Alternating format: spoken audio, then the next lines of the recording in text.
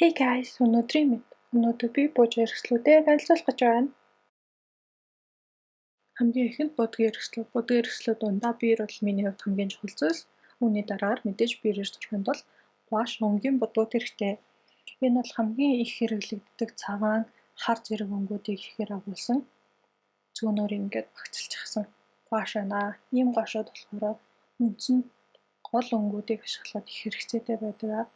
Энэ гуашийг бол ханаач болох боломжтой тодон бичих эргийн оргил зэрэг газрууд хаасаагүй байж байгаа. За үүний дараа нь болохоор миний мэрэгжлийн зураач илүү их ашигладаг гуаш. Гэхдээ миний хувьд бол зүгээр буужаа хэрэгсэл болоод өөрчлөсөн байна. За энэ дээр болохоор зураг зурж үздэг цаас, зураг хөлөгч тавцсан. Тэгээд дотор нь биер хадгалагч зэрэг багцсан.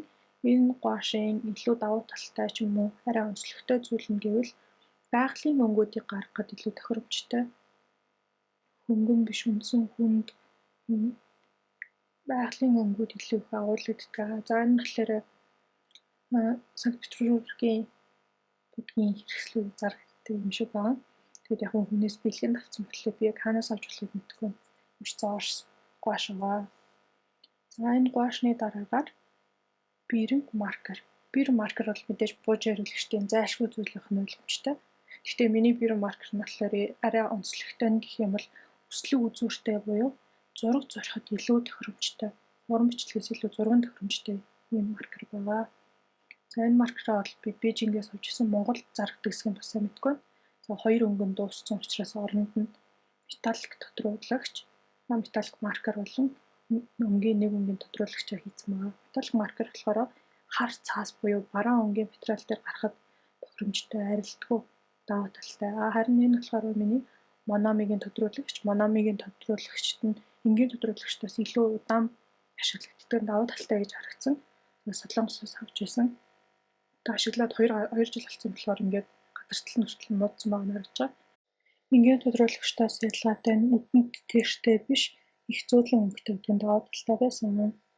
За үүний дараагаар буужааг миний хувьд дараагийн хэрэгцээтэй зүйл болох дараагийн будгийн хэрэгслүүд. За энэ болохоор fluorescent будаг гэж байгаа.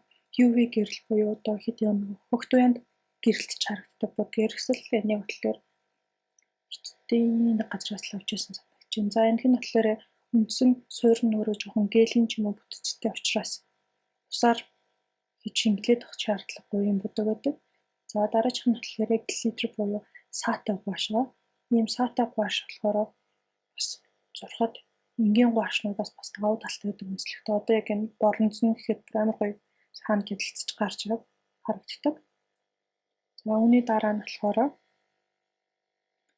металлик акрилик. Металлик акрилик нь болохоор акрилик шиг ашиглаж болдог ч гэсэн энгийн акриликээс ялгаатай ашиглах нь гэвэл эхлээд суур өнгөө тавьчаад дээрээс нь энүүгээрээ зурх юм бол илүү металлик өнгөтэй болгож харагддаг.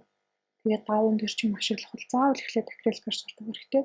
Цаасан дээр ашиглах бол гуашаараа суур тавьчаад дараа нь энүүгээрээ нэмэлт хүрээ хийгээд өгчих юм. Хүрээ давхар хийгээд өгчих юм бол илүү гоё юм металлик сус шиг ч юм өнгө харж ирдэг гэсэн үг ээ. Металлик акрилик маань зарим нь одоо бараг дуусах гэж байна. Айгүй их хэрэгэлдэг өнгө болохоор. За үүний дараагаар буужаадаа өнгө оруулах дараагийн хэрэгслээ болох өнгийн үзэг. Өнгийн үзгийн хувьд илүү нарийн шуутай баадаггүй байвал зүгээр үүнийг номингоос 4,000 төгрөгөөр буюу Кандогийн Япон үзэгэн дундаас олжсэн. Одоо тэгтээ хайгаад ерөөсөө олохгүй зарагдгаа болцсон юм шиг байна. За үүний дараа бол миний авч ирсэн хамгийн хямдхан мөртлөө хамгийн сайн өнгийн харандаа. Энэ бол 24 өнгөтэй буюу хоёр талтай өнгөтэй зөөлөн балтай юм өнгийн харандаа байгаа. Үүний дараа бол буужаан дээр алдаа гарах гэдэг ашигладаг. Шрифийн дараа мэдээж үзүүлэгч хэрэгтэй харандааны хувьд. Хамгийн чухал өнгө будгийн хэрэгслүүд минь үүн дээр нэмээд шугам, хар маркер нь бол нарийн бүдүүн талтай илүү зүгээр байдаг. Энэ дээлгийн маркер бичиг иргэн дэлгүүрүүд 1030-аар зарагддаг. Пайлотын маркертай харьцуулах юм бол арай жоохон богино хугацаанд хэрэглээд дуусчихдаг юм шиг санагдсан. Үүн дээр нэмээд хар өнгийн үзэг, улаан өнгийн үзэг, цэхэр өнгийн үзэг буюу нийтлэг бичдэг өнгийн үзэгнүүд хэрэгтэй. Буужаа буюу тэмдэглэлийн дараагийн хэрэгцээтэй зүйлс бол ваши. Вашины хувьд би бол илүү Дэлгэмэл ошийг сүүлийн үед ашиглах туртай болсон. Яагаад гэвэл хайчлаад хэлбэр гаргаад наахад чөлөөт ашиглаж болдгоороо давуу талтай учраас ингээд дэлгэмэл ошуудыг өнгө хэлбэрээр цуглуулчихсан байна. Ийм байгалийн өнгөтэнд хүрээ хийвэл бас илүү гоё ярагддаг юм билээ. Үүний дараагаар миний цаасан вашинууд бол айгүй цөөхөн байгаа. Яагаад гэвэл цаашин вашигаа зөвхөн нэг тодорхой өнгийн тэмдэглэл хөтлөхөд ашиглах зорилгоор өнгөнд нь дагнуулж тааруулаад өөрхөн нэрийнээс нь сонгочихсон учраас дэлгэмэл вашинаасаа илүү цөөн тоотой байгаа. Жишээлбэл ногоон өнгийг эрүүл мэндэд, цэнхэр өнгийг тайван байдал ч юм уу яг ингээд тэмдэглэл хөтлөх төлөвлөгөөгөө гаргачаад тэрэндээ тааруулаад вашигаа цуглуулдаг болохоор иймэрхүү цөөхөн вашитай байгаа. Вашинуудыг коллаж хэлбэрийн bullet journal буюу тэмдэглэл хөтлөхөд ашиглал илүү тохиромжтой байдаг. Одоо энэ дээр харуулж байгаачлан өдөртэй, тоотой, үсгтэй вашиунуудыг болохоор нэмэлт юмд ингээ наалдтгууд цас бэлтэж жаад хайчилж аваад наачих юм бол илүү эвтэх ашиглахад амар болдог гэсэн. За цаасан вашиунуудын гадна энгийн өнгөгүй ваши хамгийн чухал гэдэг. Өнгөгүй вашиг сонгохдоо заавал ийм цагааныг сонгоорой гэж зөвлөх байна. Үүний дараагаар бол чимэглэлийн цааснууд. Миний тэмдэглэлийн одоо хамгийн амин чухал хэсгүүдийн нэг нь бол зайлшгүй чимэглэлийн цаас байгаа. Яг гэвэл чимэглэлийн цаас нь стикерээсээ илүү давуу тал сонголт сайтай байж болдог. Тэгээд дээрэс нь тэмдэглэлийн хэлбэр хэв маяг өөрчлөгдөх бүрт хувиргаад ашиглаждаг бол давуу талтай. Үүний хажуугаар тэмдэглэлийн цаас буюу дээр нь бичиж болдог цааснууд бас нэлээд ихийг цуглуулж зүгээр байдаг. Ингээд өнгийн цааснуудаа холиод ашиглахаар тэмдэглэл өнгөлөг болдог давуу талтай. Үүний дараа нэг сонирхолтой зүйл гэвэл энэ нь болохоор хэлбэртэй дарцсан винтэж маягийн тэмдэглэл хөтлөхөд зориулсан ийм цааснууд. Одоо миний сонирхлыг аягүй их татдаг болчиход байгаа. Ийм цааснуудыг болохоор зүгээр цавуудад скотчнууд даасчиж болдог. Бас аягүй гоё тийм сонголт сайтай байдаг. Үүний дараагаар бол хамгийн сүүлийн тэмдэглэлд ашиглаж байсан харцаас энэ нь болохоор одоо задлааг өмнөх тэмдэглэлээрээ би нэгийг задлаад ашигласан. Ийм scratch paper буюу ийм цааснууд нь болохоор илүү цоо шин хэв маягийг бүрдүүлж өгөхөд тохиромжтой байдаг. Стикер буюу наадаг зураг бол тэмдэглэлийн чухал хэсгүүдийн нэг байхын дамжиггүй. Сүүлийн үед хамгийн их ашиглаж байгаа стикерүүдээс харуулж байна. Энэ бол сульфур гадаргатай стикер. Ийм стикерүүд нь фото зургийн хэлбэртэй ч юм уу тодорхой эстетикт таарч өгч ивэл илүү зохимжтой санагддаг. Үүний дараагаар цаастайгаа уусах чадвар сайтай буюу цаасан стикерүүдийг ашиглах тохиромжтой. Дээр нь энгийн үзэг харандагаар хэлбэр загварыг өөрчлөх боломжтой байдаг учраас ийм стикерүүд илүү ашигтай байдаг гэж болно.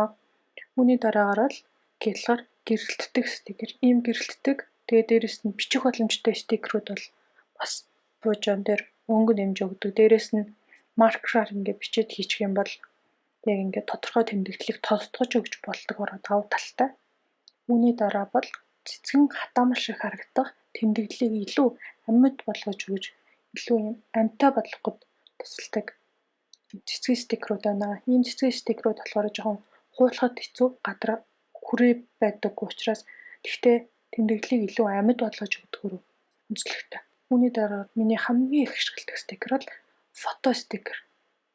Фото стикерүүд төрөл болгоноор нь өөрөө тааруулаад нэг сонгоод захиалаад хийгээд авчиж болдог.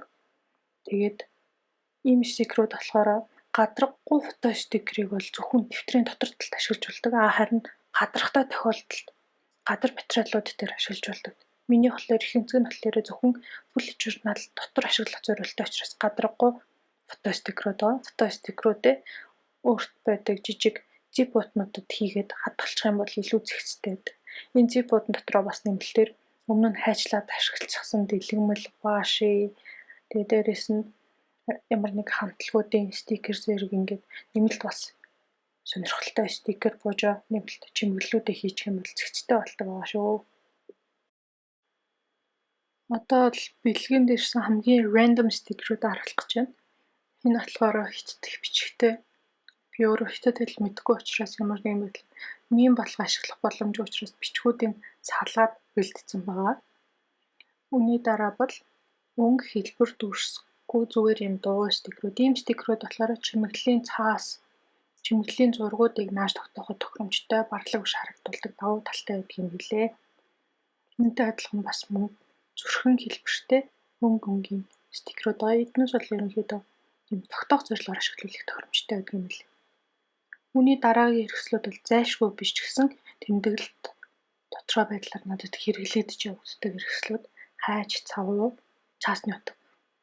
Хайчны хувьд ийм бүр том хэмжээнийхийг бол том хэмжээний фото стикер чимэглэлийн цаасанд ашиглах тохиромжтой байдаг. Харин илүү нарийн ажилбартай хийх бол ийм нарийн хушуутай хайч хэрэглэх нь илүү тохиромжтой. Үүний хажуугаар нөгөө зураг стикерүүдэд хэлбэртэй марк шиг ч юм уу хайчламаар байгаа тохиолдолд иймэрхүү хэлбэртэй хайчууд илүү ажлыг амарчилж өгдөг. Тэгтээ тэмдэглэлийг илүү хөөрхөн болгочдөг. Давуу талтай байдаг. Үүний дараа бол тамганы дардсан хувьд одоо надад ганцхан хар байна. Одоо солонгон өнгөтэйг нэмнэ гэж бодож байгаа. За тамга нь болохоор том үсэг, жижиг үсэг, тоо агуулсан ийм том модон автартай байгаа. Ийм нь болохоор одоохондоо доошоо харуулсан байгаанууд нь ашиглаж байгаа үсгнүүд, доошоо харуулж амжаагүй нь болохоор арай ашиглаж амжаагүй үсгнүүд байгаа. Үүний дараачийн чухал гол хэсэг бол мэдээж дэвтэр байна шүү дээ. Дэвтрийн хувьд одоо харуулж байгаа энгийн энэ холимог янз бүрийн цаас хийсэн байгаа дэвтэр нь болохоор миний санхүүгийн дэвтэр. Үүний дараа нь болохоор өдөр тутмын тэмдэглэл хөтөлбөрт тохиромжтой, дээрэс нь сар бодлогын дүгнэлтэд бичих, зорилгоо бичихд тохиромжтой юм жижиг А5 хэмжээний дэвтэр байна. Энэ дэвтрийн хувьд болохоор ингээд сар болгоны тэмдэглэл, үүнээс гадна сарын эцсийн дүгнэлт, тухайн жилийн зорилго, зорилтууд бичих зорилттой байдаг учраас цааснууд нь холимог ийм хуудастай цаас ашигладаг. Олон төрлийн хуудастай ч чимэглэлгүй байдаг учраас өдөр бүрийн тэмдэглэл хөтөлбөрт бас тохиромжтой байсан. За үүний өмнөх дэвтэр болохоор туршилтаар ашиглаж байсан зүгээр дөрвөлжин тууш хуудасуудтай Монгол менежерийн дэвтэр байгаа. Ийм дэвтэртэй ч гэсэн тэмдэглэл хөтөлж болно юм лээ. Гэхдээ нөгөө зорилгоор нь хувааж ашиглах гэхээр бас жоохон цулхуу үзэж хэрэгтэй, зөгтэй үзэж хэрэгтэй гэж байгаа хэцүү санагдсан. Үүний дараагийнх нь K-pop, Muse зэрэг тэмдэглэлүүдэд хөтэлдэг илүү тийм cute, kawaii тэмдэглэл хөтлөх зорилготой хуудсан чимэглэлтэй холимог хуудастай, хатуу автастай А5 хэмжээтэй дэвтэр байгаа. Энэ дэвтэр нь болохоор яг миний түрүүний олон дахин хэлсэн K-pop, kawaii, cute тийм тэмдэглэл хөтлөхөд илүү тохиромжтой байдаг. Тэгээд дээрэс нь чимэглэлүүдээ багасгачих болдог. Яагаад тэгэхээр нэг дэвтэр нь өөрөө чимэглэлтэй байдаг. Хуудасны хувьд за одоо яг 100 г бол биш. Гэхдээ 80-аас арай зузаан яг юм дундаж хэмжээний зузаантай хуудастай хатуу автастай байдаг нь болохоор нуулахаас сэргийлсэн давуу талтай байдаг. Тэгээд зөвхөн тэгээд авч явахад амар байдаг учраас А5 хэмжээ нь бас их тохиромжтой санагдсан. Үүний дараачийн дэвтэр болохоор өмнөх дэвтрүүдээс огт өөр хэмжээнд хүртэл айгүй тийм рэндом харагдаж байгаа. Энэ болохоор номын тэмдэглэлээ болохоор тэр чигт нь би өөрөө зурж чимгэлдэг учраас зургийн дэвтэр байх шаардлагатай байсан. Ингээд зургийн дэвтрээс ямар ч юм чимэглэл хуудас цэг дээр одоо ямар нэг юм байхгүй харин хар зурган зориулсан бүрсгэр ийм арцгар гадрахтай дэвтэр байгаа. Энэ дэвтэр дээр гуаш, акрилик, за нөгөө флуоресцент будаг маркер зэрэг олон зүйл ашигладаг. Зөвхөн нэг нүрийг нь ашиглаад хуудасаа эргүүлээд дараачийн нүрээ ашиглахгүй болохгүй. Яагаад тэгэхээр энэ чинь өөрөө зураг зурж байгаа учраас зураг өөрөө тодорхой хэмжээгээр нэвтрэнэ.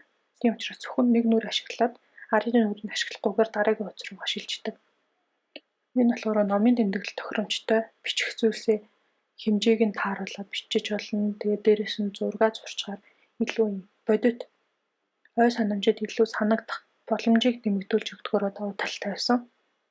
Тийм учраас энэ дэвтрийг номын тэмдэглэлтэд зориулж тусад нь гаргаж ашиглаж байгаа. Одоо яг нөгөө өмнө нь хэлжсэн будгийн хэрэгслүүдэд ашигласан байгааг харуулж байна. Үүний дараагийн дэвтэр болохоор миний хамгийн сүүлийн дэвтэр. Энэ болохоор аяллаа зориулттай А4-ийн маш том бүр 96 хуудастай дэвтэр сонгож авсан. Яагаад тэгэхээр аялалч нь өөрөө аюулгүй олон төрлийн дурсамжийг хадгалж байдаг. Зураг, дүрс, бичлэг, янз бүрийн юм хадгалж авах шаардлагатай учраас том. Тэгээд энгийн дэвтэр сонгоод авчвал зүгээр. Энэ болохоор тухайн үеийн моментуудын зургуудаа төрөл бүрийн хэлбэр загвараар хэвлээ. Тэгээд дээрэс нь нэмэлт одоо бүр талон бүх юмнуудаа ашиглаж тэмдэглэлтлэх зорилготой байсан учраас 96 хувцастай Улаанбаатар принтийн дөрвөлжин дэвтэр ашиглаад авсан байгаа. Мэдээж цүнхэнд авч явахд бол хэцүү. Аяллаа дуусгаад ашиглахад ер нь их тохиромжтой гэсэн үг. Блогтой минь хамтаа байсанд баярлалаа. Баяр таа.